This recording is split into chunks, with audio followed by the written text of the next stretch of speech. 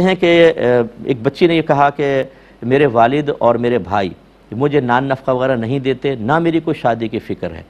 اور وہ کہتی ہیں میں اوور ایج ہو گئی ہوں، لیکن وہ نہیں کرتے ہیں، اب مجبوراً میں خود جاب کرتی ہوں، لیکن کسی نے مجھے کہا کہ تم یہ ٹھیک نہیں کر رہی ہو، تمہیں اپنے ماں باپ اور بھائی بہنوں کی عزت کا خیال کرنا چاہیے، تم گھر میں بیٹھو، جاب کے لیے باہر بالکل نہ نکلو، قدم نہ نکالو، چاہے تم مر جاؤ، بھوکی مر جاؤ لیکن باہر نہ نکلو۔ اور پھر انہوں نے کوئی بی بی فاطمہ رضی اللہ تعالی عنہا کی مثال دی کہ دیکھیں آپ بھی بھوکی رہتی تھیں لیکن باہر نہیں نکلتی تھیں، قدم باہر نہیں نکالا، کیا حکم شرع ہوگا؟ دیکھیں بالکل جس نے بھی یہ کہا بالکل غلط کہا، ہمارا مذہب اسلام جب اجازت دیتا ہے تو کون روک سکتا ہے؟ اور یہ جو مطلب نہ دین سیکھا ہوتا ہے، نہ ان کو دین کی ABC آتی ہے، نہ انہیں نبی کریم صلی اللہ علیہ وسلم کی حدیثوں کو پڑھا، نہ سیرت مصطفیٰ کا مطالعہ کیا، نہ قرآن سمجھنے کی توفیق حاصل ہوئی، اپنے عقل کے بلبوتے پہ آ کر یہ فیصلہ، اگر لڑکی باہر نکلے بھوکی مری کہ تو یہ تو خودکشی ہوگی، یہ تو بالکل مشورہ ہی غلط دیا گیا ہے۔ اگر ماں باپ یا بھائی نان نفقہ نہیں دے رہے ہیں بچی کو، اور وہ گھر میں رہ کر ارننگ نہیں کر سکتی، یہ میں پہلے بھی کہہ چکا ہوں کہ اگر گھر میں ایسے کورسز کر کے آپ انٹرنیٹ کے ذریعے ارننگ کر سکتی ہیں، یا گھر میں کوئی بیوٹی پارلر کھول لیں، جائز چیزوں کو آپ کریں، اور اسی طریقے سے کوئی بچوں کو ٹیوشنز وغیرہ پڑھانا ممکن ہو، تو پھر تو باہر نہ نکلیں، پھر بہتر ہے گھر میں رہیں، کیونکہ آج کل ماحول بڑا خراب ہے۔ لیکن اگر ایسا نہیں ہے، وہ اپنی ذاتی ضرورتیں کس سے مانگے گی لڑکی، اب وہ باہر نکل رہی ہے، تو پھر یہ بالکل غلط ہوگا کہ جی گھر میں بیٹھو چاہے بھوکی مر جاؤ۔ کیوں بھوکی مر جائے؟ اس پہ شرعی دلیل لے کر آؤ قرآن حدیث سے، اور بی بی فاطمہ رضی اللہ تعالی عنہا کی مثال نہ دے، وہ تو عام عورتوں سے بہت بلند و بالا تھیں، ان پر تو قیاس ہی نہیں کر سکتے آپ کسی کو۔ مولا علی کرم اللہ وجہہ الکریم چیز لے کر آتے تھے، وہ مطلب مکلف تھے اس چیز کے کہ نان نفقہ گھر میں دیں، اور بی بی فاطمہ کا اپنا ایک جو پردے کا معاملہ ہے اس پر آپ کہاں سے قیاس کر رہے ہیں؟ تو اس لیے یہ بالکل غلط قیاس ہے۔ ایسی جتنی بھی بچیاں ہیں وہ سب سے پہلے تو کوشش کیجئے کہ ایسے کورسز کریں، انٹرنیٹ پہ بہت اچھے موجود ہیں کہ آپ باہر نکلے بغیر بڑی آسانی سے اپنے گھر میں ان کورسز کو کرنے کے بعد ارننگ کر سکتی ہیں، اور وہ فری کورسز ہیں، تھوڑا سا انٹرنیٹ پہ سرچ کریں انشاءاللہ آپ کو ملیں گے۔ لیکن اگر کوئی بچی مجبور ہے، اس طرح کے معاملات نہیں ہیں، تو باہر نکل کر باپردہ طریقے سے جائے، راستہ پر امن ہونا چاہیے، اور جہاں آفس وغیرہ جائیں اگر مرد ہیں وہاں پہ تو بالکل ہنسی مذاق نہیں، اور اپنی رزق حلال کما کے اپنے گھر واپس آ جائیں، اور ہم دعا کرتے ہیں کہ اللہ تعالیٰ ایسی بچیوں کی عزتوں کی حفاظت فرمائے۔ یہ بہن فرماتی ہیں جب بھی میں نماز شروع کرتی ہوں زیادہ نیند آنے لگ جاتی ہے اور میری توجہ بڑھتی ہے۔ دیکھیں بہن، نماز ہمیشہ ایسے موقع پہ پڑھیں کہ جب آپ تمام کاموں سے بھی فارغ ہوں، اگر نیند آ رہی ہے تو پہلے قضا ہونے کا خوف نہ ہو تو نیند بھی پوری کر لیں، تفکرات زمانہ سے باہر نکل کر یکسوئی سے نماز ادا کریں۔ ہمارے ہاں ایسا ہوتا ہے کہ ہنڈیا چولہے پہ چڑھی ہوئی، یہاں نماز شروع کر دیتے ہیں کہ بھئی 10 منٹ ہے جلدی سے ابھی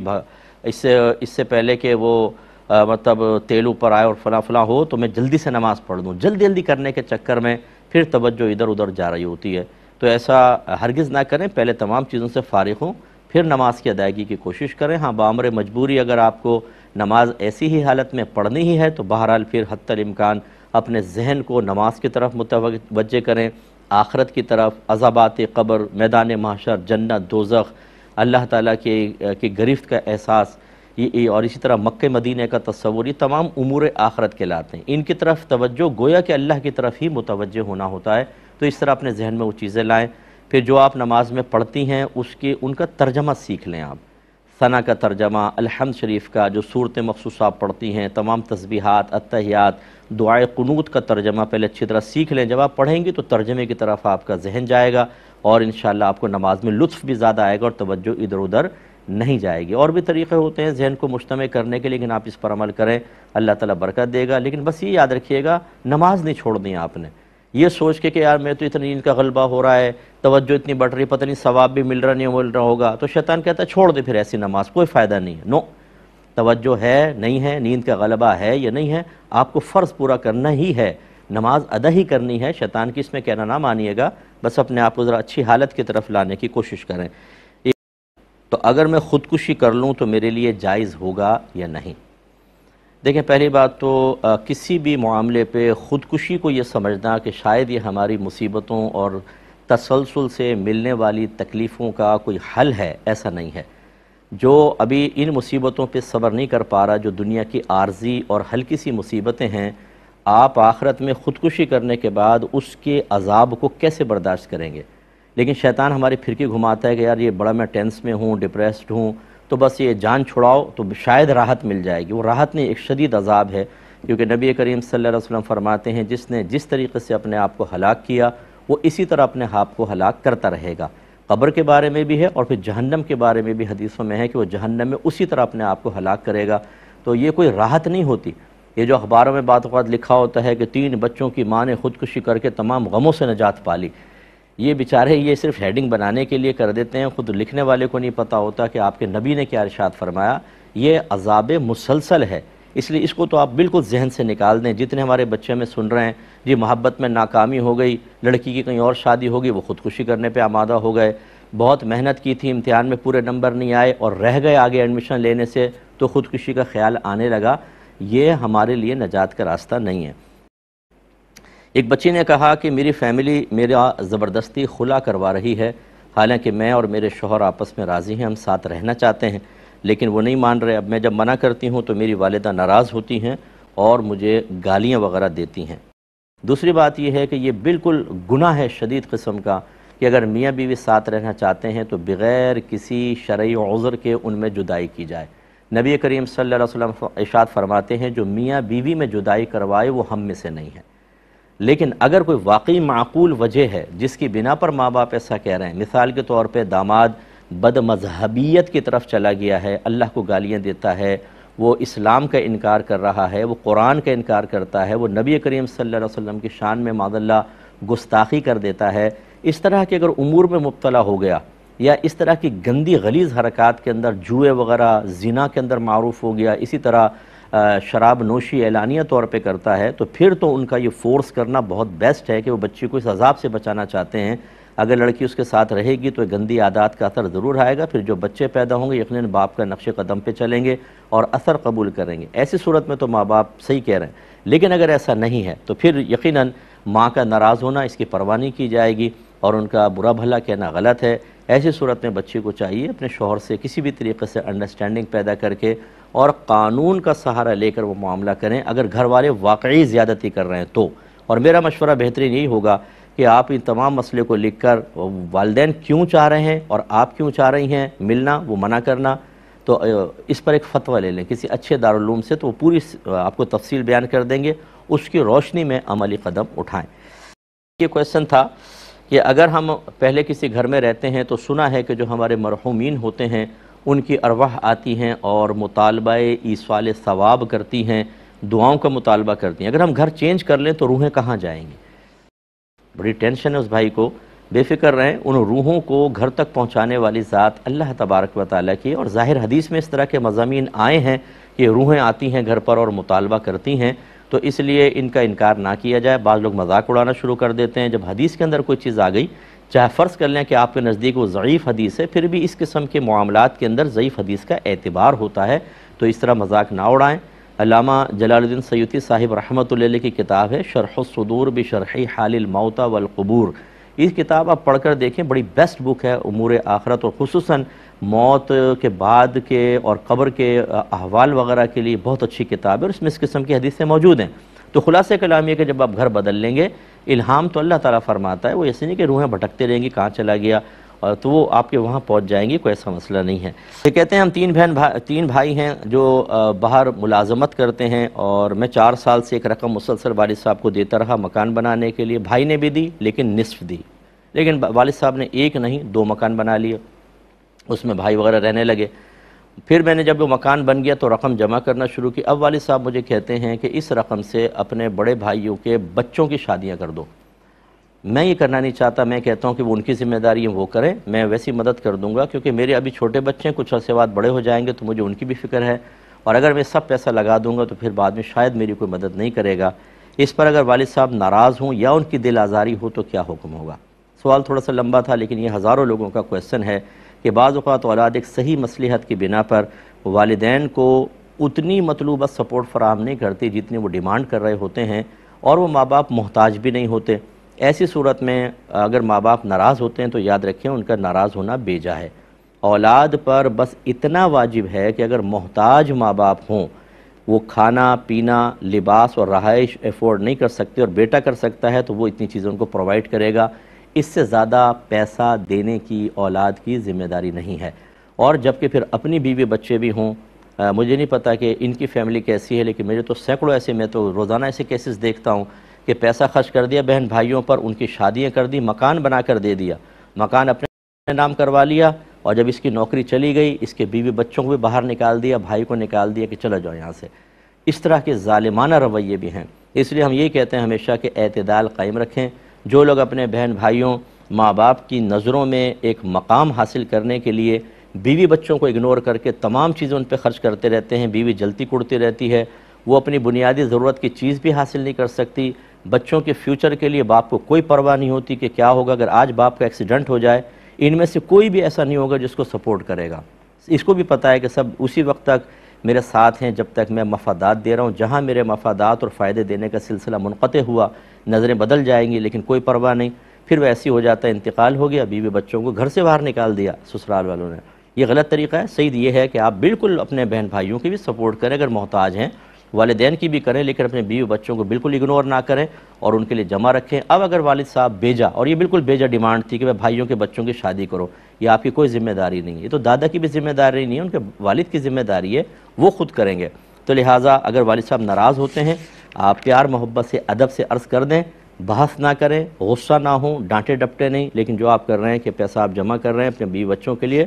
بالکل صحیح کر رہے ہیں. ایک بہن کہتی ہیں کہ میرے پاس 9 تولہ سونا ہے اور اس پہ یقیناً زکوٰۃ بن رہی ہے، کیا میں ایسا کر سکتی ہوں کہ اپنے 10 سالہ بچے کے نام کچھ اس میں سے سونا کر دوں تاکہ نصاب ختم ہو جائے اور میری زکوٰۃ نہ بنے؟ کیا حکم شرع ہوگا؟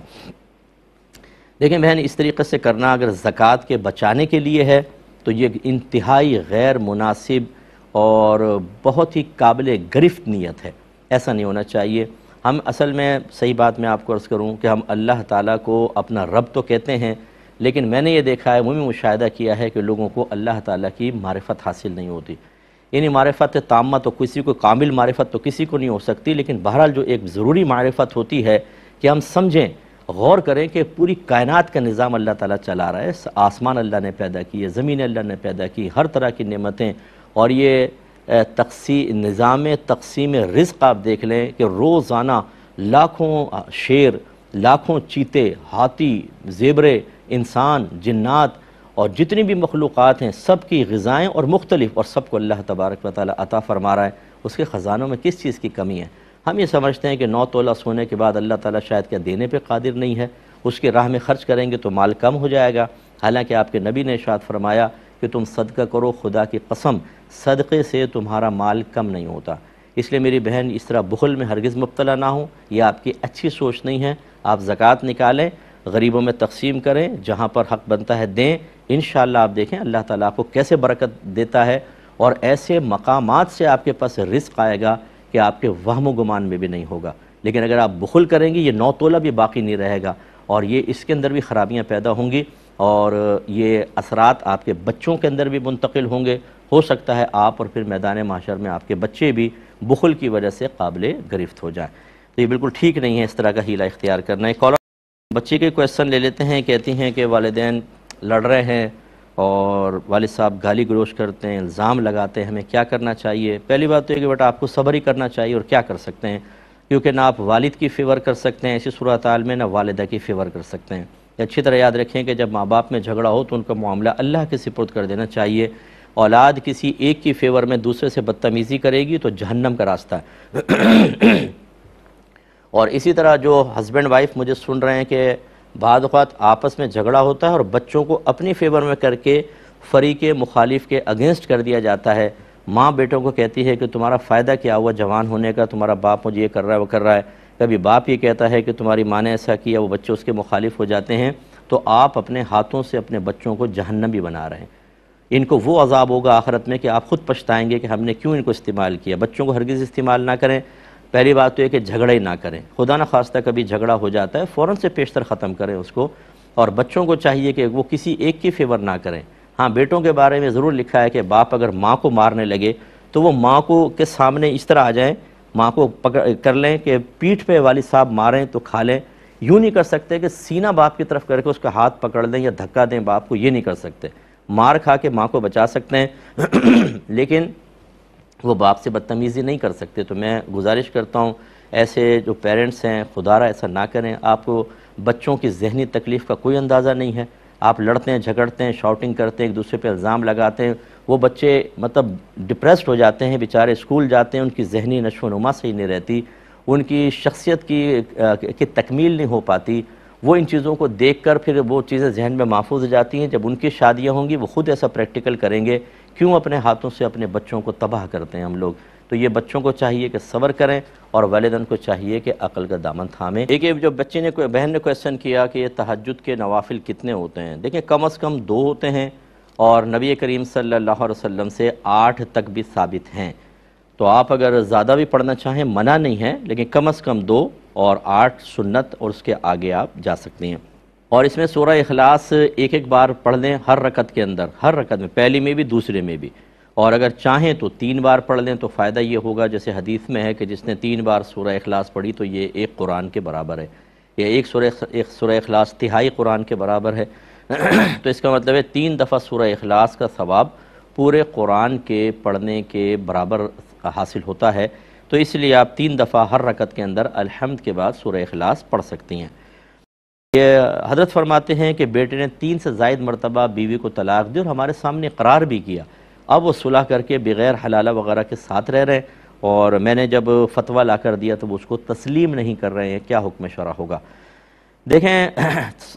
حضرت عمر فاروق رضی اللہ تعالیٰ عنہ کے بعد تو خاص طور پر، ورنہ نبی کریم صلی اللہ علیہ وسلم کے زمانے میں اور صدیق اکبر رضی اللہ تعالیٰ عنہ کے زمانے میں بھی جب رحمت کونین صلی اللہ علیہ وسلم نے محسوس فرمایا کہ شوہر کی 3 طلاقوں کی نیت تھی تو آپ نے 3 ہی کو نافذ فرمایا. جیسے کسی نے 1000 طلاق دی تو 3 کو نفاذ فرمایا، باقی سب کو لغو قرار دیا. اور جہاں میرے آقا صلی اللہ علیہ وسلم نے یہ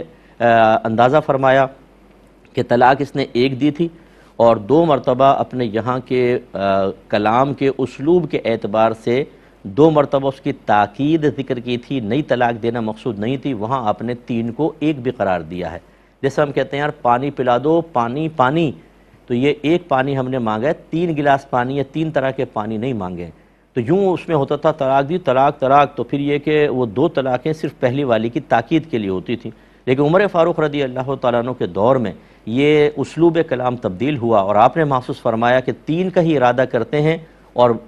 ہیلا کو یوں کر لیتا ہے کہ نہیں میرے تو 1 کا ارادہ تھا، میں نے تاکید کی. تو پھر آپ نے یہ فیصلہ فرمایا کہ نہیں ہم 3 طلاقوں کو 3 ہی قرار دیں گے، اور یہ مجتہد کر سکتا ہے، اچھی طرح یاد رکھیں اس میں اس کو اختیار ہوتا ہے. تو عمر فاروق نے طلاق کے بارے میں فیصلہ کیا کہ اگر سرکار اس دور میں ہوتے تو اسلوب کلام کے تبدیل ہونے کی بنا پر آپ بھی اصل فیصلہ فرماتے، اور صحابہ بھی اس پہ متفق ہوئے. اس کے بعد 4 ائمہ، امام اعظم، امام شافعی، امام مالک، امام احمد بن حنبل اس پر متفق. 1500 سال کے تمام بڑے فقہا اسی پر متفق ہیں کہ ایک وقت کی 3 طلاقیں 3 ہی ہوتی ہیں، 1 نہیں ہوتی. تو جب جمہور فقہا ایک طرف ہوں، اصول یہ ہوتا ہے کہ اگر فرض کر لیں کوئی 3 کو 1 بھی قرار دیتا ہے اپنے کسی بھی دلیل کی بنا پر، اور جمہور علماء ایک طرف ہوں، یعنی میجورٹی ایک طرف ہو، مائنورٹی ایک طرف ہو، تو فیصلہ میجورٹی پر ہوگا. کہ سرکار نے فرمایا کہ لا تجتمع امتی علی الضلالہ، میری امت کبھی گمراہی پر مجتمع نہیں ہوگی. تو یہ گمراہی عقیدے کی بھی، کبھی امت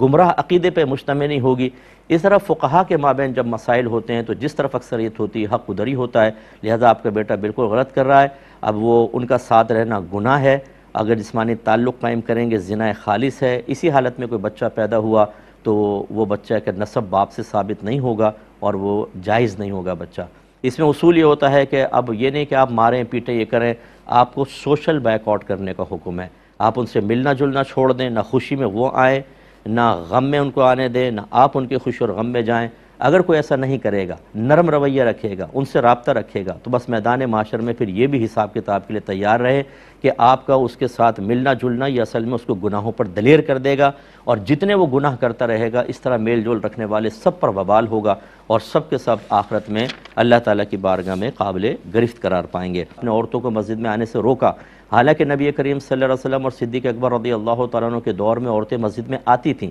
تو عورتیں سیدہ عائشہ صدیقہ رضی اللہ تعالیٰ عنہا کے پاس آئیں کہ دیکھیں حضرت عمر نے عورتوں کو مسجد میں آنے سے روک دیا ہے. آپ نے کیا ارشاد فرمایا کہ اگر میرے سرتاج دنیا میں ظاہری طور پہ جلوہ افروز ہوتے، اور جس طرح عورتیں فیشن کر کے اب باہر نکل رہی ہیں رحمت کونین صلی اللہ علیہ وسلم ملاحظہ فرماتے تو آپ بھی عورتوں کو مسجد میں آنے سے روک دیتے. اس کا مطلب یہ ہے، سیدہ عائشہ نے سمجھایا کہ تم بظاہر سمجھ رہی ہو کہ عمر فاروق نبی کریم کے قول کی مخالفت کر رہے ہیں، ظاہراً تمہیں ایسا لگ رہا ہے لیکن حقیقتاً وہ مزاج رسول کی موافقت کر رہے ہیں اور یہی اصل ہوتا ہے۔ ایک بھائی نے فرمایا کہ اگر کوئی حرام کے مال سے مکان خرید کر اس کو کرائے پہ چڑھا دے تو اب جو کرایہ آیا ہے اس کی کیا شرعی حیثیت ہے؟ لیکن اس میں کافی تفصیل ہے جو ٹیکنیکل تفصیل ہے جو آپ کے سب کے سمجھ میں نہیں آئے گا، لیکن آخر خلاصہ یہ ہے کہ رینٹ اس کے لیے بالکل جائز ہوگا، طیب اور حلال ہوگا، چاہے اس نے حرام مال سے ہی وہ مکان لیا ہو۔ لیکن یہ ضرور ہے کہ یہ کوئی میں ترغیب نہیں دے رہا ہوں، جو اس نے مال حرام کمایا اس کا آخرت میں وبال، جو اس کو استعمال کیا اس کا وبال، اور پھر یہ رینٹ تو بہرحال اس کے لیے حلال تھا یہ، لیکن قابل گرفت ہوگا۔ تو اب یہ سوچنا کہ جی مفتی صاحب نے اجازت دے دی ہے ہم بھی ایسا کر لیں، ایسا ہرگز نہیں ہے۔ آخرت میں یہ رینٹ اس کے لیے اتنا نافع نہیں ہوگا جتنا اس کا حرام مال کمانا اور اس کو استعمال کرنا اس کے لیے نقصان دہ ہوگا۔ تو تھوڑے سے فائدے کے لیے بڑے نقصان کو نظر انداز نہیں کرنا چاہیے، آخرت کی بربادی کا سامان ہے۔ یہ کہتے ہیں کہ غریب عالم دین ہیں ان کے پاس یہ شرعی فقیر ہیں، ان کے پاس زیادہ پیسہ نہیں ہے، اب انہوں نے یہ کیا کہ ایک گھر کرائے پر لے لیا اور جیسے تیسے کسی طرح کر کے 1,00,000 روپے ایڈوانس جمع کروا دیا، ڈپازٹ جیسے ہوتا ہے وہ انہوں نے کروا دیا ہے، سیکورٹی ڈپازٹ۔ تو اب ان امام صاحب کو ہم زکوٰۃ دے سکتے ہیں کہ نہیں دے سکتے؟ دیکھیں اگر تو وہ 1,00,000 ان کا اپنا ہے، قرضہ لے کر کسی کو نہیں دیا تو پھر تو وہ مطلب 1,00,000 کافی رقم ہوتی ہے، لیکن اگر تو ایسا ہی ہے ذرا وہاں کے ریٹ معلوم کر لیں یا کرنٹ ریٹ معلوم کر لیں، اگر 52.5 تولہ چاندی 1,00,000 سے زیادہ کی آ رہی ہے اور امام صاحب کے پاس اس 1,00,000 کے علاوہ اور کوئی چیز ایسی نہیں ہے جو حاجت اصلیہ سے زائد ہو کہ اس کے ساتھ مل کر وہ 52.5 تولہ چاندی کی رقم تک پہنچ جائے، اگر آپ کو اندازہ ہے کہ ایسا کچھ بھی نہیں ہے تو وہ پھر زکوٰۃ کے مستحق ہیں، آپ ان کو زکوٰۃ دے سکتے ہیں۔ اور میری گزارش یہ ہوتی ہے کہ سید حضرات ہمارے فتوے کے مطابق یعنی اہل سنت کے مطابق سید حضرات کو زکوٰۃ نہیں دے سکتے، نہ وہ کسی سے لے سکتے ہیں۔ اور اسی طریقے سے جو یہ علماء کا طبقہ ہے، دینی طبقہ، غربت اگر ہے تو عزت نفس کو ملحوظ رکھتے ہوئے ان کا بلکہ احسان تسلیم کرتے ہوئے نفلی صدقات سے ان کی آپ مدد کیجئے، بڑے احترام سے، ادب سے۔ یہ زکوٰۃیں اگر ہم کہہ کر دیتے ہیں، ہم ایک آدمی کو آپ بتائیں اگر وہ عالم دین ہیں، اگر وہ مسجد کے امام ہیں، وہ بیچارہ خود زکوٰۃیں لے گا، کیا وہ کسی کو نصیحت کر سکتا ہے؟ کون اس کی نصیحت کو قبول کرے گا؟ ہم تو جب ہمارے کوئی احسان لے لیتا ہے تو پھر اس کے بعد اس کی نصیحت تو ہم پر اثر نہیں کرتی ہے۔ اس لیے اہل علم طبقے کو بھی چاہیے کہ وہ اپنے آپ کو مؤثر سے مؤثر بنائے، اپنے گھر والوں کے لیے بھی اور اپنے زندگی کو گزارنے کے لیے بھی۔ ہمارے یہاں اکثر ایسی ہوتا ہے کہ بس ادارے میں پڑھے پھر کہیں پہ امامت کر لی، آگے بڑھنے کا جذبہ ہی نہیں ہے، رزق حلال میں وسعت پیدا کرنے کی سوچ اور فکر ہی نہیں ہے، ان امور کو اختیار نہیں کرتے کہ جن کے ذریعے رزق حلال میں وسعت پیدا کر کے وہ اپنے آپ کو کسی سے غیر محتاج کر کے اپنی خودداری کو قائم رکھ کر اچھے انداز سے تبلیغ دین کر سکیں۔ تو یہ خرابیاں پیدا ہوتی ہیں، بہرحال ان کی مدد آپ کریں، لیکن دیکھ لیں زکوٰۃ سے کرنی ہے تو شرعی فقیر ہونا ضروری ہے۔ بہن نے کہا کہ سنا ہے لوگ کہتے ہیں کہ جو بچہ بڑا ہو کر بزرگ بننے والا ہوتا ہے اس کی سب سے پہلی نشانی یہ ہوتی ہے کہ وہ کھانا نہیں کھانا چاہے گا، کھانا نہیں کھانا چاہے گا، اس کو اوائڈ کرے گا۔ کیا حکم شرع ہے؟ ایسی کوئی علامت نہیں ہے، یہ لوگوں نے اپنے پاس سے بنائی ہوئی ہے۔ میری بہن ہر بچہ جو ہے وہ بعض اوقات تو بڑے رغبت رکھتے ہیں بچے، اور میں نے دیکھا زیادہ تر کھانے سے بھاگنے والے بچے ہیں، تو یہ تو سارے بزرگ بننے چاہیے، حالانکہ وہ بزرگوں کو خون کرنے والے بن جاتے ہیں بڑے ہو کر، یعنی خون جلاتے رہتے ہیں اپنے بڑوں کا۔ تو ایسا کوئی یہ ظاہری علامت نہیں ہے، ہمارے مذہب نے کوئی نے بیان کیا، نہ اپنے کسی بچے کے بارے میں اگر وہ اس طرح کی حرکت کر رہا ہے تو خوش فہمی میں مبتلا ہونے کی ضرورت ہے کہ شاید ہی بڑا ہو کے بزرگ بنے گا۔ بزرگی کی یہ نشانیاں نہیں ہیں۔ اور دوسری بات یہ کہ بزرگ اگر واقعی آپ چاہتے ہیں آپ کا بچہ بنے، سب سے پہلے ماں باپ کو رول ماڈل بننا ضروری ہے۔ اپنے گھر میں ایک مذہبی ماحول بنائیں۔ آپ سگریٹیں پی رہے ہیں، ماں بہن کی گالیاں بک رہے ہیں، گندے قسم کے مناظر دیکھ رہے ہیں، نمازیں آپ نہیں پڑھتے، سالہ سال گزر گیا، قرآن پاک گھر میں کھلتا نہیں ہے، رزق حلال و حرام کی تمیز نہیں ہے، ہر چیز آئے اور بچے بزرگ پیدا ہو جائیں گے آپ کے گھر میں۔ یہ نہیں ہوتا، عمومی طور پہ عادت الہیہ یہی جاری ہے، ایسے گھر میں بزرگ بچے پیدا ہو جائیں، یہ ممکن نہیں ہوتا۔ بچہ وہی غذا کھا رہا ہے، وہ خراب قسم کا ماحول دیکھ رہا ہے، کیسے بنے گا؟ پہلے تو ماں باپ رول ماڈل بنیں، شریعت سیکھیں، اپنے بچوں کی شروع سے اچھی تربیت کریں، ان کو دین سکھائیں، گناہوں سے بچانے کی بھرپور کوشش کریں، ایک ان کو اچھا مذہبی دینی ماحول فراہم کریں، پھر آپ امید رکھ سکتے ہیں کہ انشاءاللہ بچے آگے چل کر اچھے بنیں گے۔ اور ان کی ظاہری پھر نشانی یہ ہوگی کہ وہ بچہ گندی چیزوں کی طرف نہیں جائے گا، گالی گلوچ نہیں دے گا، اچھے دوست بنائے گا، ماں باپ کا ادب کرے گا، اور جیسے جیسے ذی شعور ہوتا جائے گا اور ख़राब قسم کی ایکٹیویٹیز میں وہ نہیں بڑھے گا، آپ اسے پیار محبت سے سمجھائیں گے تو آپ کی بات کو تسلیم کرے گا، تو یہ کچھ نشانی آپ قرار دے سکتے ہیں، لیکن کھانے پینے کی بیکار چیزیں۔ اسی صاحب نے فرمایا تھا کہ وہ معذور ہیں، مطلب بیٹھ کے ہی نماز پڑھ سکتے ہیں، کرسی پر بیٹھ کر، اور تو وہ مسجد میں جاتے ہیں، اس وقت امام نہیں تھے، لوگوں نے ان کو آگے کر دیا، انہوں نے نماز پڑھا دی۔ تو اب بعض نے کہا کہ آپ نے صحیح نہیں کیا، آپ نے نماز آپ کی نہیں، ان کے لوگوں کی نہیں ہوئی، کیا حکم شرع ہے؟ دیکھیں اصول یہی ہے کہ اگر امام رکوع اور سجود پر قدرت نہیں رکھتا، وہ اشارے سے رکوع اور سجود دونوں اشارے سے کرتا ہے، تو جو آدمی رکوع اور سجود پر قادر ہے وہ اس کے پیچھے نماز نہیں پڑھ سکتا، اگر پڑھے گا تو اس کی نماز نہیں ہوگی۔ ہاں اگر یہ رکوع سجود پر قادر ہے، چاہے بیٹھ کے پڑھتا ہو، ٹھیک ہے نا، بیٹھ کے پڑھنے کا مسئلہ نہیں ہے، جیسے زمین پہ بیٹھے ہیں تھوڑا سا رکوع کے لیے جھکے اور سجدہ باقاعدہ وہ کر لیتا ہے، قیام پہ قادر نہیں ہے، اس کے پاؤں میں جیسا کہ تکلیف ہوتی ہے بعضوں کے، لیکن باقاعدہ رکوع اور سجدہ پورا کر لیتا ہے، تو اس کے پیچھے نماز ہو جائے گی۔ لیکن اگر یہ کرسی پہ بیٹھ کے کر رہے ہیں تو لازم سی بات ہے کہ اس میں سے رکوع کے لیے بھی اشارہ ہے اور سجدے کے لیے بھی اشارہ ہے، تو ایسے اشارہ کرنے والے کے پیچھے رکوع سجود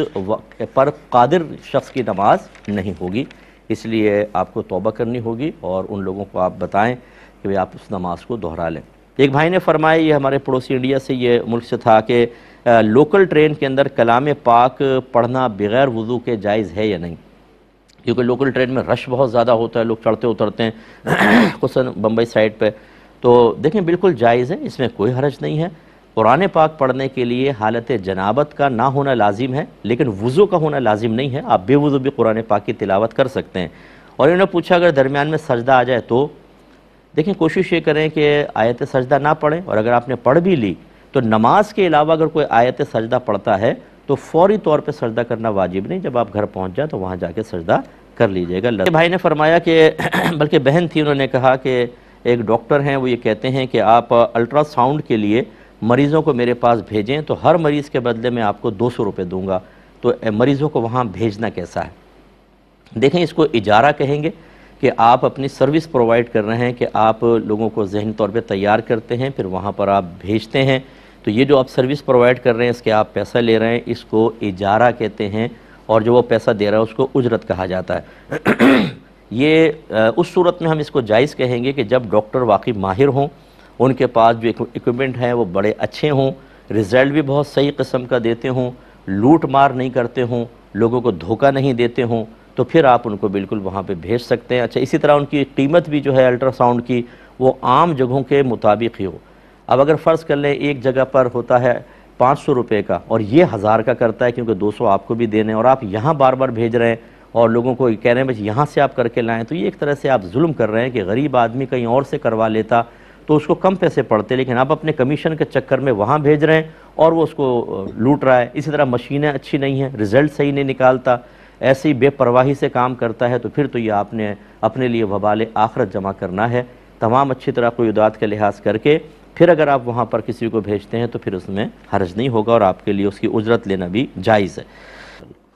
میں عرض کرتا ہوں دیکھیں مسئلہ یہ ہے کہ زکوٰۃ 4 قسم کے مالوں پر ہوتی ہے: سونا چاندی،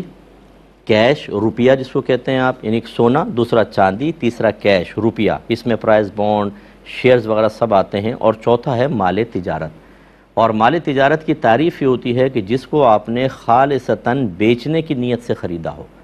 یا اس کو لیا ہو کہ اس سے کوئی پروڈکٹ تیار کر کے ہم بیچیں گے، تو صرف بیچنے کی نیت سے۔ خالصتاً کا مطلب اس میں اور کوئی نیت شامل نہ ہو۔ مثال کے طور پہ میں ایک پلاٹ لیتا ہوں کہ اس پہ مکان بناؤں گا، لیکن اگر اچھی قیمت مل گئی تو بیچ بھی دوں گا، یہ 2 نیتیں شامل ہو گئیں، یہ مال تجارت نہیں ہوگا۔ صرف اگر بیچنے کی نیت سے لیا تو مال تجارت ہے، اور اگر وہ مال تجارت ہے تو اس پہ سال بسال زکوٰۃ بنتی رہے گی۔ آپ نے 10 مرلے کا مکان اس لیے لیا کہ اس کو بیچ کر ہم مکان بنا لیں گے، پھر 5 کا لیا، سوچا ان میں سے ایک بیچ کر دوسرے پہ مکان بنا لیں گے، تو یہ آپ نے بیچنے کی نیت سے ہی، چونکہ یہ پلاٹ رکھے ہوئے تھے اس لیے یہ مال تجارت ہیں۔ اب اگر آپ نے 5 مرلے والے پہ مکان بنا لیا اور اب بیچنے کی نیت ختم، اس کو رینٹ پہ چڑھا لیا، وہ مال تجارت نہیں رہا، ٹھیک ہے، اب اس پہ زکوٰۃ نہیں ہوگی۔ لیکن 10 مرلے والا اگر آپ نے یہ بیچنے کی نیت سے لیا تھا تو اس پہ زکوٰۃ سال بسال بنتی رہے گی۔ اس پہ زکوٰۃ اس وقت ختم ہوگی کہ جب آپ اس میں بیچنے کے علاوہ کوئی اور نیت کر لیں، یعنی بیچنے کی نیت ختم کر دیں، آپ یہ تو سوچیں میں اس پہ مکان بنا کے ہم خود رہیں گے، یا ہم مکان بنا کے بس رینٹ پہ دیں گے، بیچیں گے نہیں، تو پھر وہ نیت پہلے والی ختم ہو جاتی ہے، اور اس دوسری نیت کا اعتبار ہوگا۔ لیکن اگر آپ کا یہی ہے کہ ریٹ بڑھ جائیں تو ہم اس کو بیچیں گے اور پھر اس پیسے کو استعمال کریں گے یا اپنا دوسرا مکان بنائیں گے کسی مقام پر، تو پھر یہ مال تجارت قائم رہے گا اور اس پر سال بہ سال آپ کو کرنٹ ویلیو کے اعتبار سے زکوٰۃ نکالتے رہنا ہوگا۔ یہ کہتے ہیں کہ ہم جدہ میں رہتے ہیں، عمرے کے بعد اگر ہم حلق کروانا چاہیں، یعنی جو بال کٹواتے ہیں، تو وہ ہم وہیں مکے میں کٹوائیں یا جدہ میں آ کے کٹوا لیں؟ دیکھیں اچھی طرح یاد رکھیں کہ حلق ہو یا قصر، حلق مانے پوری ٹنڈ کروانا اور قصر کے مطلب تھوڑے بال کٹوانا، چھوٹے، وہ ایک سر کے کم از کم چوتھائی بال ایک پورے کے برابر کٹنے چاہیے، یا پورے سر کے بال ایک پورے کے برابر کاٹ لیں تو یہ قصر کہلاتا ہے۔ یہ نہیں کہ وہ وہاں پہ بچے کھڑے ہوئے ہیں، عرب میں نے دیکھیں تو جیسے آپ سعی سے فارغ ہوئے وہ کہتے کٹوا لیں، یہ زلف پکڑی کاٹ دیا، آپ احرام کی پابندی سے فارغ ہے، ایسا نہیں ہوتا ہے۔ پورے سر کے ایک پورے کے برابر بال کم ہوں یا کم از کم سر کے چوتھائی حصے کو لے لیں اور اس کے تمام بال کم از کم ایک پورے کے برابر ختم ہوں۔ ہماری بہنیں پوری لٹ کو پکڑیں، آخر میں ایک پورے کے برابر وہ بال کٹوائیں تو یہ احرام کی پابندی سے باہر ہوں گے، ورنہ نہیں ہوں گے۔ اور یاد رکھیں اس حلق یا قصر کے لیے حدود حرم ضروری ہوتی ہے، یہ حدود حرم میں ہی آپ کو کرنا ہوگا، جدہ میں آ کر نہیں کر سکتے ہیں آپ۔ ایک ہی کسی نے پوچھا تھا کہ میں نے سوسائٹی میں ایک پلاٹ بک کروایا اور 4 سال انسٹالمنٹ اس کی دینی تھی، لیکن 2 سال دینے کے بعد میری طاقت نہ رہی، تو کیا اب میں اس کی فائل کو سیل کر سکتا ہوں یا نہیں؟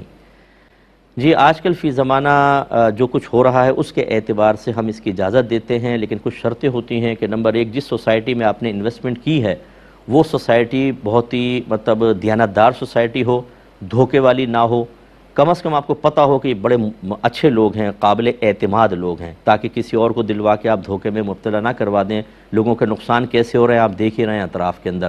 دوسری بات یہ کہ پلاٹنگ ہو چکی ہو، ان کی نمبرنگ ہو چکی ہو، لوکیشن بالکل واضح ہو پلاٹ کی کہ یہ کارنر پلاٹ ہے، فلاں پلاٹ ہے، 13واں نمبر ہے، 14 نمبر ہے، کہ جا کے کوئی اس پلاٹ کو دیکھ سکے۔ ابھی اگر نمبرنگ نہیں ہوئی، پلاٹنگ بالکل نہیں ہوئی، گویا کہ قطع زمین تو ہے لیکن آپ کا پلاٹ کہاں پر ہوگا یہ غیر معلوم ہے، ابھی مجہول ہے، تو پھر آپ اس فائل کو نہیں بیچ سکتے۔ اس طرح غیر معلوم چیز کو نہیں بیچا جا سکتا۔ یوں ہی یہ بھی انویسٹیگیشن آپ کو کرنی ہوگی کہ کیا جو متعلقہ ادارے ہیں ادھر سے NOC ملی ہوئی ہے کہ نہیں۔ یہ سوسائٹیاں ہوتی ہیں بعض اوقات قابل اعتماد بھی نظر آتی ہیں، لیکن NOC کے بغیر کام کر لیتے ہیں، لوگوں سے پیسہ لے لیتے ہیں اور پھر بھاگ جاتے ہیں اور لوگ خوار ہو جاتے ہیں بیچارے، جائیں تو جائیں کہاں۔ اس طرح کے اگر معاملہ آپ کریں گے تو قابل گرفت ہوں گے،